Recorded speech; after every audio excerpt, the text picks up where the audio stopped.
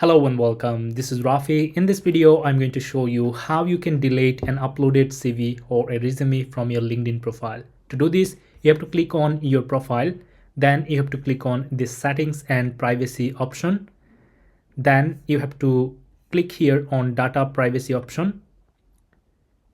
After that, you have to scroll a bit down. You're going to find this option, job seeking preferences. Click on job application settings. And here on this page, you're going to find all the resumes or CVs that you have uploaded throughout your application journey.